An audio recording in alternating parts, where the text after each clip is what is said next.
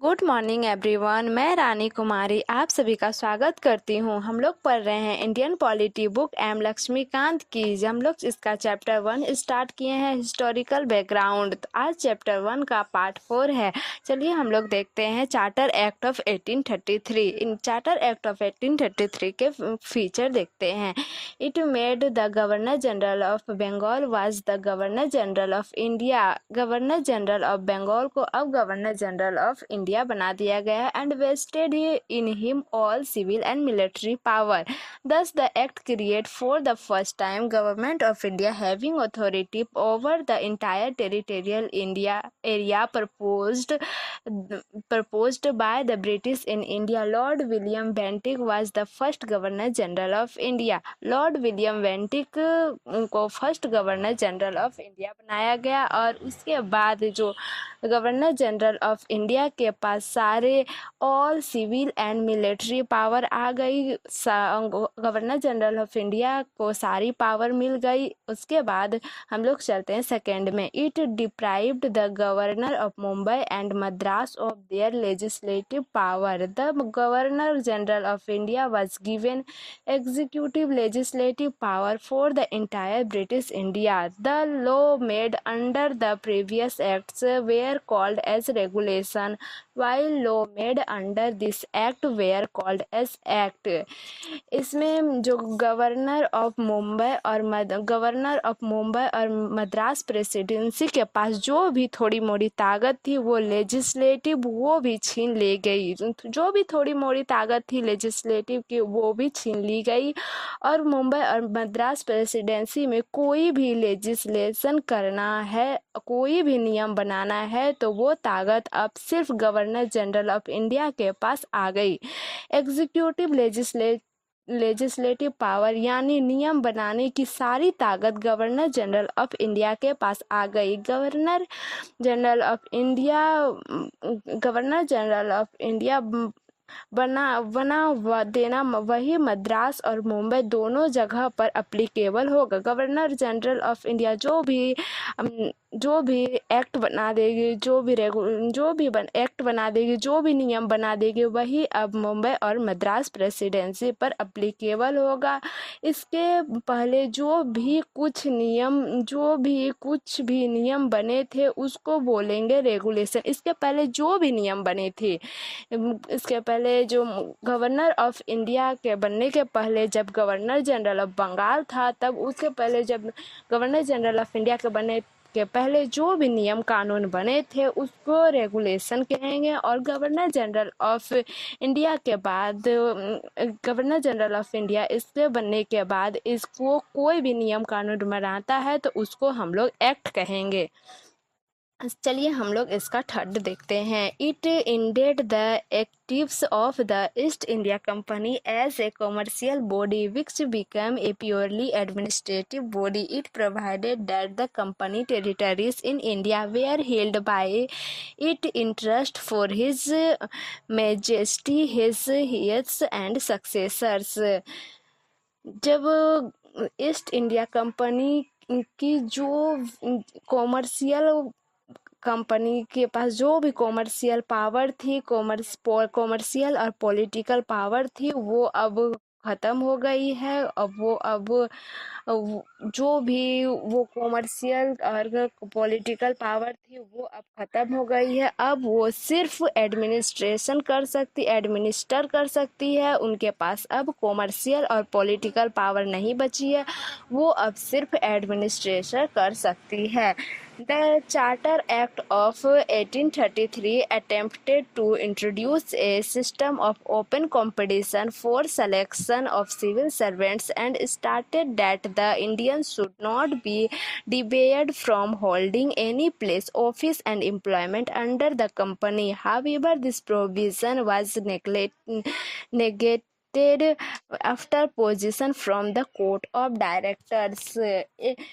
इसमें कहा गया है चार्टर एक्ट ऑफ 1813 के द्वारा कि एक ओपन कंपटीशन होना चाहिए सिविल सर्वेंट्स के सिलेक्शन के लिए, जिसमें इंडियंस भी उसमें भाग ले, इंडियंस भी उसमें अपेयर हो पाए, इंडियंस की भी उसमें पोस्ट मिले, इंडियंस को भी उसमें जॉब मिले। तो ये कहा गया। उसके बाद इंडियंस किसी भी तरह की पोस्ट एम्प्लॉयमेंट या ऑफिस को होल्ड करने से रोकेंगे नहीं। इंडियंस को किसी भी तरह की पोस्ट एम्प्लॉयमेंट ऑफिस को होल्ड करने से नहीं रोकेंगे। इसमें भी इंडिया को अपेयर किया जाए, लेकिन इस प्रोविज़न के खिलाफ कोर्ट ऑफ डायरेक्टर्स ने कहा कि हम ये तो नहीं होने देंगे, क्योंकि कोर्ट ऑफ डायरेक्टर्स अभी भी एक्टिव थे। वो एडमिनिस्ट्रेशन पावर में अभी भी इन्वॉल्व थे, वो पूरी तरह से ख़त्म नहीं हुई थी।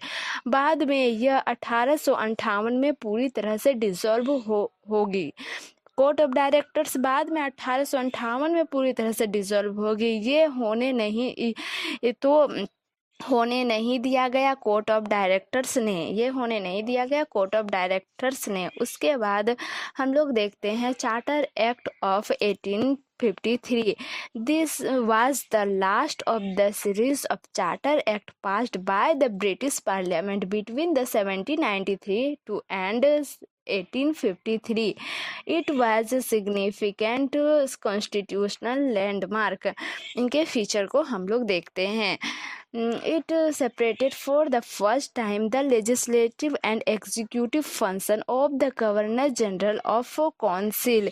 मतलब इसमें कहा गया कि गवर्नर जनरल ऑफ काउंसिल में कि लेजिस्लेटिव और एग्जीक्यूटिव फंक्शन को अलग करो, दोनों के काम को अलग करो। लेजिस्लेटिव कुछ जो लेजिस्लेटिव काम देखे और कुछ जो एग्जीक्यूटिव काम देखे। लेजिस्लेटिव का काम होता है नियम बनाना और एग्जीक्यूटिव का काम होता है नियम को इम्प्लीमेंट करना।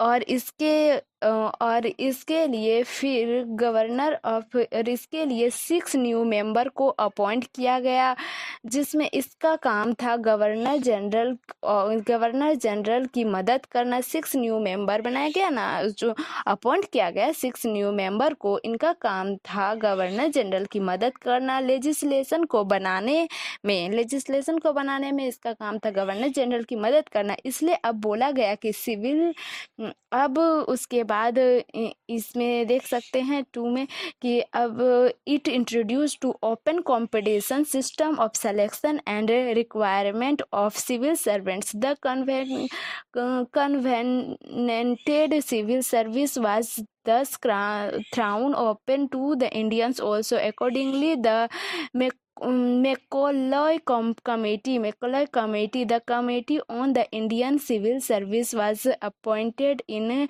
1854. इसमें अब बोला गया कि सिविल सर्विसेज की एग्ज़ाम अब इसमें इंडियन भी दे सकते हैं, इंडियन भी सेलेक्ट हो सकते हैं। अगर वो एग्ज़ाम में सेलेक्ट होते हैं तो उनको हायर पोस्ट पर बिठाया जाएगा और इसके एम्प्लॉयमेंट करने के लिए इसके एम्प्लॉयमेंट के लिए मैकॉलॉय कमेटी बनाई गई और इसको अप्लीकेबल करने के लिए, जैसे इसको इम्प्लीमेंट करने के लिए मैकॉलॉय कमेटी बनाई गई। और इसमें The Committee on the Indian Civil Service was appointed in 1854. उसके बाद हम लोग देख सकते हैं 3 में it extended the company rule was allowed to the retain and possession of the Indian territories on trust for the British Crown, but it did not specify any particular period unlike the previous chapters. इस company की जो power थी वो तो छीन ली गई थी, फिर भी ये अभी तक एडमिनिस्ट्रेशन कर रहे थे, तो इनकी जो टाइम पीरियड थी उसे बढ़ाई गई, लेकिन कोई टाइम लाइन नहीं दी गई। मतलब पहले था क्या कि हम 20 साल बढ़ा रहे हैं, 20 साल करके बढ़ा रहे हैं, उस तरह पहले आप देख सकते हैं पीछे कि 20 साल बढ़ाया गया कंपनी की टाइमलाइन को, लेकिन अब इसमें कोई भी टाइमलाइन नहीं दी गई है। जब चाहे तब इस कंपनी को हटा सकती है, जब चाहे तब इसको हटा के ख़त्म कर सकती है। अब इसमें कोई टाइमलाइन नहीं दी गई है, लेकिन कुछ समय के लिए इस कंपनी को यहाँ पे बढ़ा दी गई है कि ये यहाँ पे रह सकते हैं, एडमिनिस्ट्रेशन कर सकते हैं। It introduce for the first time local representation in the Indian central legislative council. First time ऐसा हुआ कि इन लोकल रिप्रेजेंटेशन हो इंडियन सेंट्रल लेजिस्लेटिव काउंसिल में, मतलब लोकल रिप्रेजेंटेशन है जो of the 6 new legislative member, जैसे 6 new legislative member of governor general council, 4 member where the appointed of local province, जैसे 4 मेंबर अपॉइंट किया जाए लोकल प्रोविंस से, जैसे मद्रास, मुंबई, बंगाल एंड आगरा। आज तक के लिए यहीं तक, फिर हम लोग मिलते हैं नेक्स्ट वीडियो में। आपको वीडियो कैसी लगी आप कमेंट करके ज़रूर बताएं। Thank you so much. अगर आपने अभी तक चैनल को सब्सक्राइब नहीं किया है तो आप सब्सक्राइब ज़रूर कर ले। Thank you.